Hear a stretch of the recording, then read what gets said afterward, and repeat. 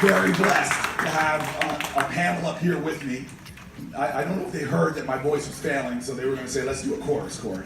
But I would love for you guys to go through, and maybe Janice, with you, we can introduce yourself and just talk about, you all have been involved in elections from the school board to the state senate. Maybe you could talk about things that you've learned, that no matter how many challenges, and I know you just faced an uphill battle, and we talked a lot during this process. I have rarely met somebody that could match your level of toughness and determination. Maybe we can talk a little bit about, in tough times, tough elections, uphill battles, what are some of the very important lessons that you all have learned to help us through these difficult times? Go ahead.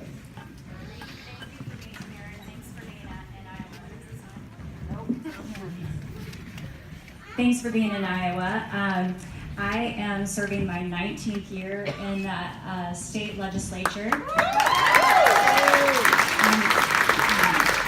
I am fortunate to represent the neighborhood where I grew up. I live a quarter of a mile from the house that I grew up in, and I have had the honor of serving in both the majority and the minority.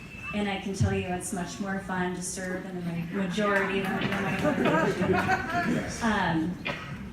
The past couple of years have been tough, but I think for me, the thing I've learned is it shows what you're made of. And the one thing that I think has been so exciting for us is the amount of people who become civically engaged and gotten involved in the political process. I had one subcommittee that I went to shortly after the election and shortly after the Women's March, and we had over 500 people come to a subcommittee meeting filling the State House from the ceiling of the staircase all the way down to the basement. So, and I'm excited that we have a lot more female colleagues in the state legislature.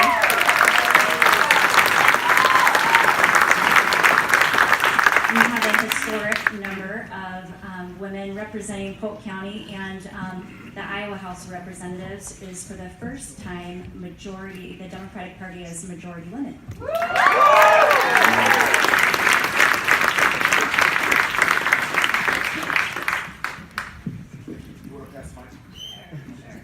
Hi everyone, I'm Kristen Sunday. I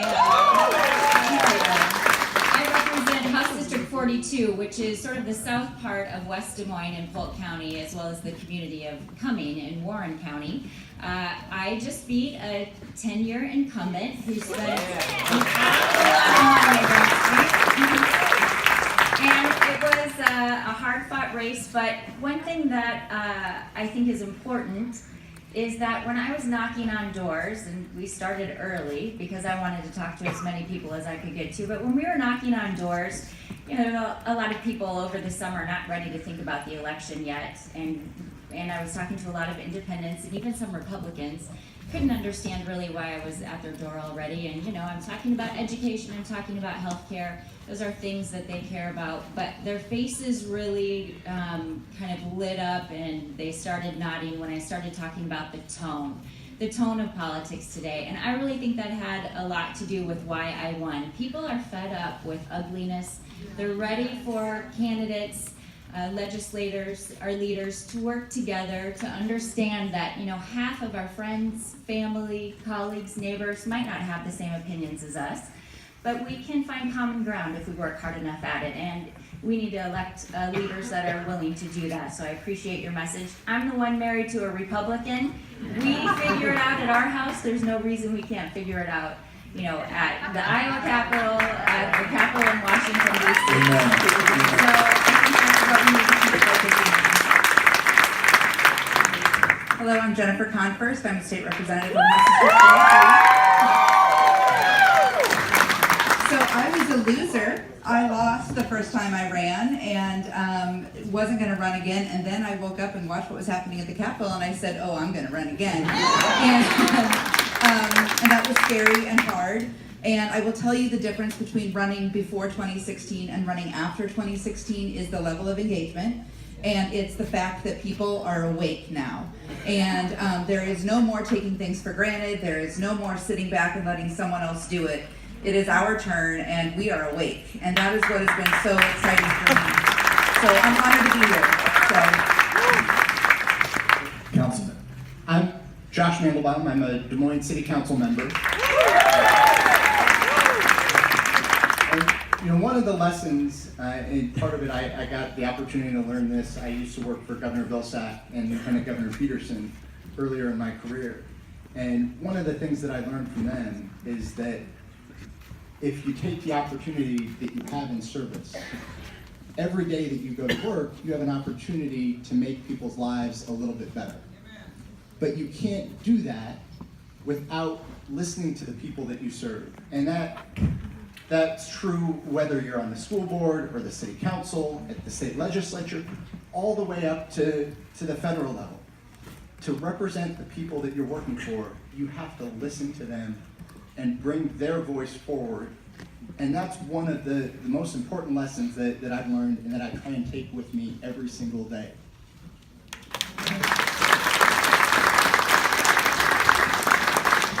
My name is Deanna Langford, and I have the pleasure of serving on the Des Moines Public School Board.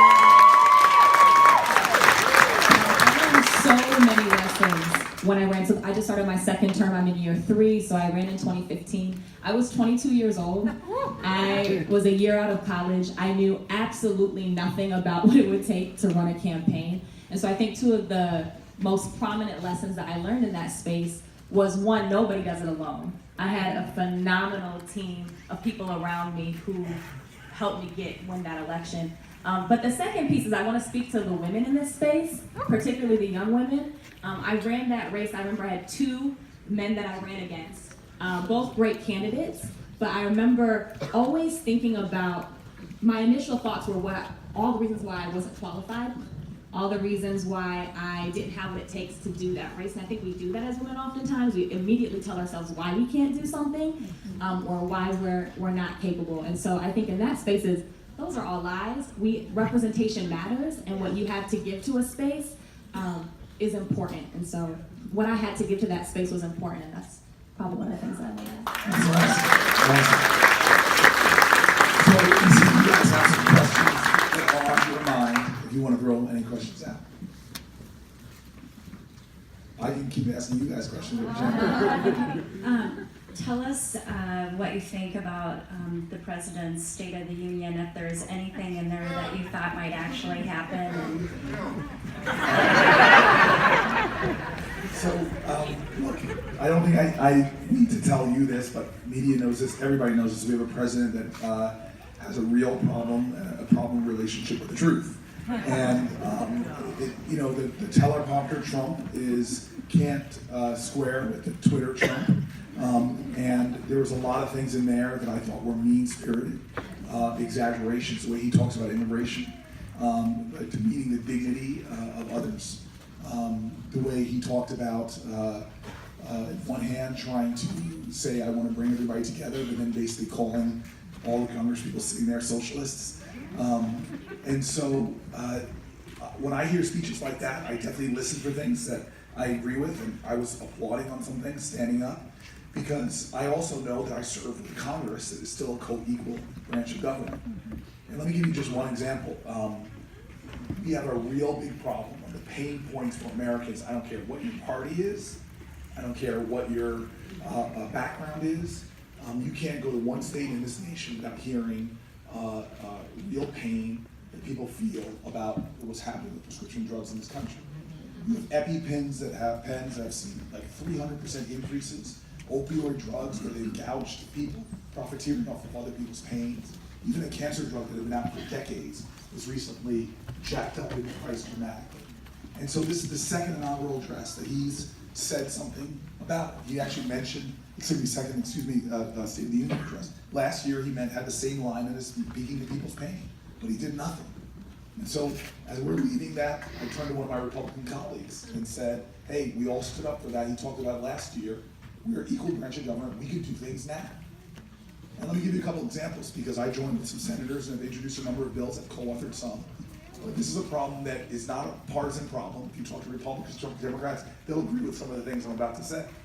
Well, for one, we should say that we should use our collective bargaining power because we have government through Medicare buys a lot of prescription drugs, but we don't use that power to negotiate down costs.